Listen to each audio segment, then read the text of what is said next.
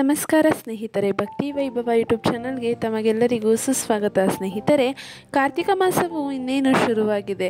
ನಾವು ಕಾರ್ತಿಕ ಮಾಸದಲ್ಲಿ ಕೃಷ್ಣನನ್ನು ಹಾಗೂ ವಿಷ್ಣುವನ್ನು, ಶಿವನನ್ನು ಪೂಜಿಸಿದರೆ ತುಂಬಾ ಒಳ್ಳೆಯದಾಗುತ್ತೆ. ಅಂದರೆ ನಾವು ಅಂದ್ಕೊಂಡಿದ್ದೆಲ್ಲವೂ ನೆರವೇರುತ್ತೆ. ಜೀವನದಲ್ಲಿ ಒಳ್ಳೆಯದಾಗಬೇಕಂದ್ರೆ ಕಾರ್ತಿಕ ಮಾಸದಲ್ಲಿ ಕೃಷ್ಣನಿಗೆ ಈ ಒಂದು ಮಂತ್ರಗಳನ್ನು ಹೇಳಿ ಪೂಜೆಯನ್ನು ಮಾಡೋದ್ರಿಂದ ನೀವು ಅಂದುಕೊಂಡಿದ್ದೆಲ್ಲ ಆಗುತ್ತೆ ಅಂತಲೇ ಹೇಳ್ಬೋದು.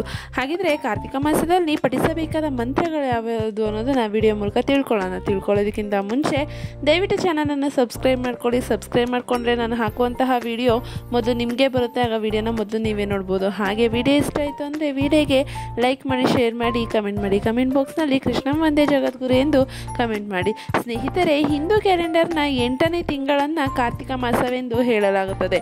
ಇದೊಂದು ಆಧ್ಯಾತ್ಮಿಕ ಮಹತ್ವವನ್ನು ಹೊಂದಿರುವುದು ಮಾಸವಾಗಿದೆ. ಅಂದರೆ 8ನೇ ತಿಂಗಳು ಅಥವಾ 10ನೇ ತಿಂಗಳಲ್ಲಿ ಬರುವಂತಹ ತಿಂಗಳನ್ನು ಕಾರ್ತಿಕ ಮಾಸ ಎಂದು ನಾವು ಪರಿಗಣಿಸಲಾಗುತ್ತದೆ. ಶ್ರೀಕೃಷ್ಣನನ್ನು ಮತ್ತು ರಾಧೆಯನ್ನು ಪೂಜಿಸಲು ಕಾರ್ತಿಕ ಮಾಸವು ಅತ್ಯಂತ ಪವಿತ್ರವಾದ ಮಾಸವೆಂದು ಪರಿಗಣಿಸಲಾಗುತ್ತದೆ. ಈ ತಿಂಗಳು ಮಹಾನ್ ಆಧ್ಯಾತ್ಮಿಕ ಬೆಳವಣಿಗೆ ಮತ್ತು ಆತ್ಮಾವಲೋಕನದ ಸಮಯ ಎಂದು ನಂಬಿಕೆ ಇದೆ.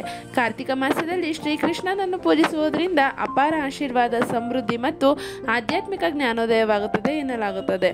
ಭಕ್ತರು ಶ್ರೀಕೃಷ್ಣನ ಆಶೀರ್ವಾದವನ್ನು ಪಡೆಯಲು ಕಾರ್ತಿಕ ಮಾಸದ ವಿಶೇಷ ದಿನಗಳಲ್ಲಿ ಉಪವಾಸ ವ್ರತವನ್ನು ಕೂಡ ಆಚರಣೆ ಮಾಡ್ತಾರೆ. ಶ್ರೀಕೃಷ್ಣನನ್ನು ಪೂಜಿಸುತ್ತಾರೆ ಮತ್ತು ದಾನ ಕಾರ್ಯಗಳಲ್ಲಿ ತಮ್ಮನ್ನು ತಾವು ತೊಡಗಿಸಿಕೊಳ್ಳುತ್ತಾರೆ. ಹಾಗಿದ್ರೆ ಶ್ರೀಕೃಷ್ಣನ ಆಶೀರ್ವಾದವನ್ನು ಪಡೆಯಲು, ಅಂದರೆ ಆಶೀರ್ವಾದದಿಂದ ಅದೃಷ್ಟವನ್ನು ಪಡೆಯಲು ಈ ಒಂದು ಮಂತ್ರವನ್ನು ನೀವು ಜಪಿಸಬೇಕಾಗತ್ತೆ. ಯಾವ ಮಂತ್ರ ಅಂದರೆ ಹರೇ ಕೃಷ್ಣ ಮಹಾಮಂತ್ರ.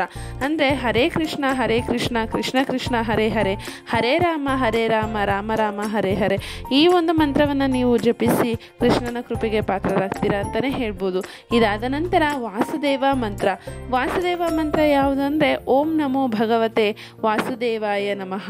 ಈ ಒಂದು ಮಂತ್ರವನ್ನು ನೀವು ಪಠಿಸಿದ್ದೇ ಆಗಿದ್ದಲ್ಲಿ ನೀವು ಅಂದುಕೊಂಡಿರುವ ಕಾರ್ಯಗಳಲ್ಲಿ ಯಶಸ್ಸನ್ನು ಸಾಧಿಸ್ತೀರಾ ಅಂತಲೇ ಹೇಳ್ಬೋದು. ಆಮೇಲೆ ಇನ್ನೂ ಒಂದು ಮಂತ್ರ ಬಂದು ಕೃಷ್ಣ ಕಷ್ಟ ನಾಶಕ ಮಂತ್ರ ಅಂತಲೇ ಹೇಳ್ಬೋದು. ಓಂ ಕೃಷ್ಣಾಯ ವಾಸುದೇವಾಯ ಹರೆಯೇ ಪರಮಾತ್ಮನೆ ಪ್ರಣತ ಕ್ಲೇಶನಾಶಾಯ ಗೋವಿಂದಾಯ ನಮೋ ನಮಃ.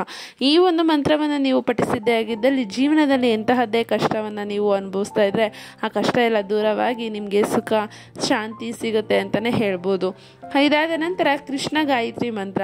ಓಂ ದೇವಕೀ ನಂದನಾಯ ವಿದ್ಮಹೆ ವಾಸುದೇವಾಯ ಧೀಮಹಿ ತನಃ ಕೃಷ್ಣ ಪ್ರಚೋದಯಾತ್. ಈ ಒಂದು ಮಂತ್ರವನ್ನು ನೀವು ಪಠಿಸಿದ್ದೇ ಆಗಿದ್ದಲ್ಲಿ ನಿಮ್ಮ ಎಲ್ಲ ಕಾರ್ಯದಲ್ಲೂ ಯಶಸ್ಸು ಹಾಗೆ ಅದೃಷ್ಟ ಸಿಗುತ್ತೆ ಅಂತಲೇ ಹೇಳ್ಬೋದು.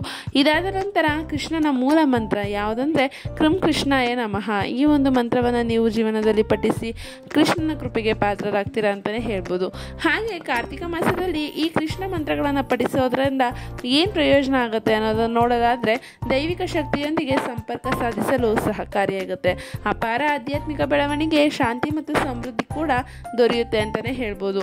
ನೀವು ಆಳವಾದ ಭಕ್ತಿ ಮತ್ತು ಶಾಂತತೆಯನ್ನು ಅನುಭವಿಸುವಿರಿ. ನಿಮ್ಮ ಮನಸ್ಸು ಹೆಚ್ಚು ಕೇಂದ್ರೀಕೃತವಾಗಿರುತ್ತದೆ ಮತ್ತು ನಿಮ್ಮ ಹೃದಯವು ಪ್ರೀತಿ ಮತ್ತು ಸಕಾರಾತ್ಮಕತೆಯಿಂದ ತುಂಬಿರುತ್ತದೆ ಅಂತಲೇ ಹೇಳ್ಬೋದು.